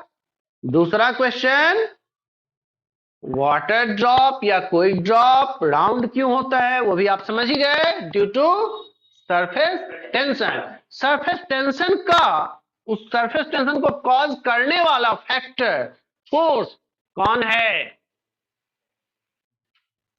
सरफेस टेंशन को कौन क्रिएट करता है? Cohesive force. अभी देखें ना, ये हम क्यों आपको बता रहे हैं। सरफेस टेंशन को कौन क्रिएट कर रहा है? कोहेसिव फोर्स ना। ये अगर नहीं समझेंगे कि उसका कॉज क्या है तो रिजल्ट नहीं ना बता पाएंगे। कॉज को समझना बहुत जरूरी है, नहीं तो क्या होगा कि आप फिर याद करके आंसर बता पाएंगे और याद नहीं रहेगा तो नहीं बता पाएंगे। समझना जरूरी है ना। सरफेस टेंशन का कॉज तो कोहेसिव फोर्स हो गया, पर यूनिट लेंथ भी लिख दी है, लेकिन समझे कि कौन सा फोर्स और कौन सा लेंथ, ये तो नहीं समझ में आया। सपोज कीजिए इस कंटेनर को हम ऊपर की तरफ से देख रहे हैं, तो जो फ्री सरफेस दिख रहा है वो सरफेस ये है। एक इमेजिनरी लाइन ड्रॉ कीजिए, इमेजिन करना है, ऐसा कोई लाइन है नहीं उस पे। इस लाइन पर जो पार्टिकल सब है, मॉलिक्यूल सब है, उस पर कोहेसिव फोर्स लग रहा है, सब पे लग रहा है? नहीं, कोहेसिव फोर्स इधर भी लग रहा है, कोहेसिव फोर्स इधर भी लग रहा है, सब तरफ लग रहा है कि नहीं? ये जो फोर्स लग रहा है, इसका नेट फोर्स जो कैलकुलेट कर लेंगे वो फोर्स हो गया डिवाइडेड बाय लाइन का जो लेंथ है। याद रखिएगा, हॉरिजॉन्टल वाला फोर्स बैलेंस हो जाता है तो वर्टिकल वाला फोर्स ही इफेक्टिव रह जाता है ना। तो जो इफेक्टिव फोर्स है उसी से तो नेट फोर्स मिलेगा ना। तो net cohesive force per unit length is surface tension. समझ गए? अब एक क्वेश्चन आप ही से पूछेंगे। आप पढ़ लिए कि वाटर ड्रॉपलेट राउंड होता है, लेकिन अगर आप कभी देखे हैं और नहीं देखे हैं तो चेक कीजिएगा, किसी भी ग्लास बॉटल या स्पून से तो बहुत इजीली आप ऐसे करके गिरा के देखेंगे, एक भी वाटर ड्रॉपलेट राउंड नहीं दिखेगा। और जो एडवर्टाइजमेंट आता है एक्वागार्ड और क्या ये सब का, उसका वाटर ड्रॉपलेट कैसा दिखता है? ऐसा ही तो रहता है ना। ये ऐसा क्यों रहता है? ये राउंड क्यों नहीं है, स्फेरिकल क्यों नहीं है? ग्रेविटी के कारण। ग्रेविटी क्या कर रही है? इसको खींच रही है, नीचे की तरफ ड्रैग कर रही है। तो इस पर ग्रेविटेशन का जो फोर्स लग रहा है, तो जो ग्रेविटेशन के फोर्स से ये नीचे की तरफ मोशन कर रहा है, क्योंकि ये फ्लूइड है ना, सॉलिड तो नहीं है, सॉलिड का तो शेप फिक्स्ड होता है ना, फ्लूइड है तो इसमें फ्लो करने की टेंडेंसी है। फ्लो करने की टेंडेंसी का मतलब होता है सारे पार्टिकल्स का स्पीड डिफरेंट होना, सारे पार्टिकल्स का स्पीड डिफरेंट होना। तो यहां भी सारे पार्टिकल्स का स्पीड डिफरेंट होता है और कुछ पार्टिकल्स जिसका स्पीड कम रह जाता है वो ऊपर रह जाता है, लेकिन मेजर पार्टिकल, ज्यादा पार्टिकल्स का स्पीड तो ज्यादा ही होता है, जिसके कारण वो नीचे आ जाता है। इसलिए लोअर हिस्से में इसको अगर हाफ से कट कर दें तो lower half and upper half दो पार्ट होगा ना, तो लोअर हाफ में ज्यादा पार्टिकल्स होगा, ज्यादा वेट होगा, और अपर हाफ में कम पार्टिकल्स होगा, कम वेट होगा। समझ गए? तो ऐसा क्यों शेप बन गया? Due to gravity and motion under gravity. अगर ग्रेविटी रहता भी और मोशन नहीं होता तो ऐसा शेप नहीं बनता, लेकिन अगर मोशन नहीं है और शीट पर रख दिए शीट पर तो आपको पता है कि एकदम बिल्कुल पाउडर डस्ट हो एकदम, नहीं तो उसके ऊपर अगर वाटर ड्रॉप्स डालेंगे तो वो राउंड स्फेरिकल रहेगा, अच्छी बात है, रहेगा। अब इंजेक्शन डालने वाली जो सिरिंज नीडल होती है ना, उससे उस ड्रॉप के अंदर थोड़ा सा और वाटर ऐड कीजिए, थोड़ा सा और भी वाटर ऐड कीजिए, धीरे धीरे वो वाटर ड्रॉप फ्लैट होने लगेगा, बड़ा होने लगेगा, नहीं हॉरिजॉन्टल रेडियस उसका इंक्रीज होने लगेगा, जबकि वर्टिकल रेडियस उतना ज्यादा इंक्रीज नहीं होगा। और फाइनली हॉरिजॉन्टल रेडियस जब बहुत इंक्रीज हो जाएगा तो बीच में सेंटर पे वो दब जाएगा। किसके कारण दब गया? ग्रेविटी के कारण दब गया, ग्रेविटेशनल फोर्स के कारण, जैसा कि किसमें हम आपको बताया, मरकरी में भी ऐसा ही होता है, समझ गए। हालांकि वाटर में थोड़ा सा लिमिटेशन है कि इसका बहुत ज्यादा बड़ा ड्रॉपलेट आप बना भी नहीं सकते हैं, नहीं, क्योंकि इसमें कोहेसिव फोर्स बहुत कम होता है, होता तो है सारे लिक्विड में होता है लेकिन थोड़ा कम होता है, और इसमें कुछ ज्यादा होता है। एक चीज आपको हम बताए थे लास्ट डे, साफ सफाई करने के लिए वाटर यूज करते हैं। वाटर में क्या काम करते हैं जो ज्यादा इजीली साफ सफाई हो जाए? उसको गर्म करते हैं। गर्म करने से क्या हो जाता है? उसका surface tension decrease. Surface tension के कारण क्या है? वो पैक है, बंद है, अपने अंदर के पार्टिकल्स के साथ इंटरेक्ट कर रहा है। बाहर वाले एनवायरनमेंट के लिए वो ऑब्स्टेकल क्रिएट करता है ना, सरफेस टेंशन। अब गर्म कर दिए तो उसका सरफेस टेंशन क्या हुआ? कम हो गया। सरफेस टेंशन डिक्रीज हो गया तो उसकी वोलेटिलिटी मींस उसका डिसॉल्व होने का टेंडेंसी, चीजों के साथ मिक्स होने की टेंडेंसी उसमें इंक्रीज हो गई, नहीं खुद के पार्टिकल्स का जो इंटरेक्शन है वो कम और दूसरों के साथ इंटरेक्शन बढ़ गया, समझ गए। तो यहां पर एक टेस्ट है, वाटर सरफेस पे मॉस्किटो नहीं बैठ सकती है, नहीं, उसके ऊपर तेल डाल देंगे, केरोसिन पेट्रोल, तो वो बहुत तेजी से फैल जाएगा और उसके ऊपर बैठते ही मॉस्किटो डूब जाएगी, ठीक है। अब क्वेश्चन है, वाटर को ठंडा रखे और उसके ऊपर भी ऑयल डाल दिए, और गर्म वाटर है उसके ऊपर भी ऑयल डाल दिए, दोनों में ऑयल के पार्टिकल्स का भी बिहेवियर अलग अलग होता है। जब वो वाटर कोल्ड था तो ऑयल बहुत तेजी से स्प्रेड आउट हो गया, फैल गया, और जब वही वाटर गर्म हो गया है अब वो लिक्विड ऑयल बहुत तेजी से फैल नहीं पाता है। लेकिन क्यों नहीं फैल पा रहा है? क्योंकि पहले से वाटर का सरफेस टेंशन कैसा था? पहले से ठंडा वाटर में ज्यादा था और गर्म हुए तो कम हो गया, तो डिक्रीज हुआ। ऑयल का सरफेस टेंशन कैसा है? कम है, कम है।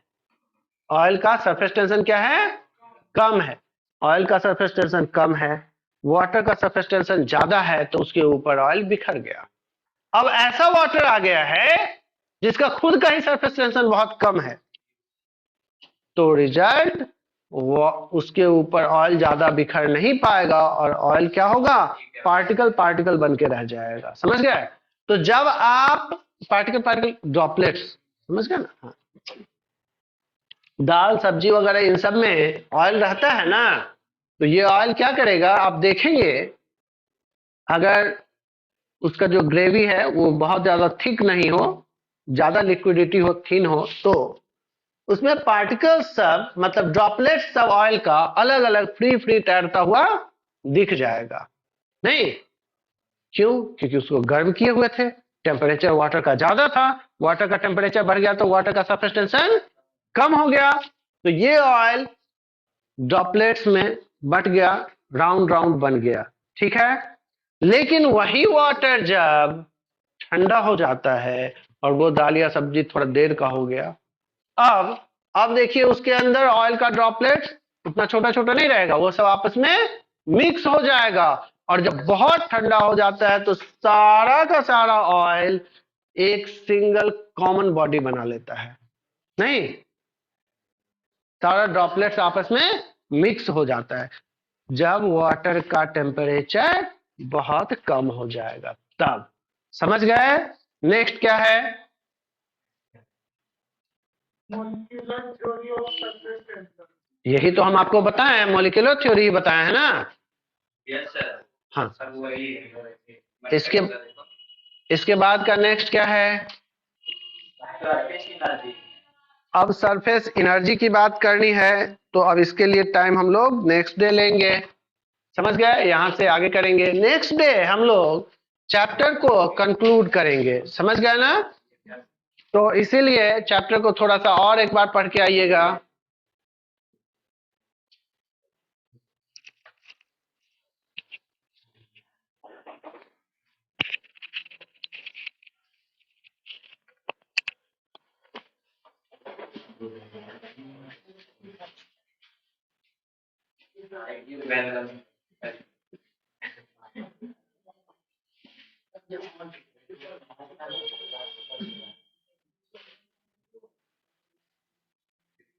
छोड़ना यार, क्या बकवास करता है।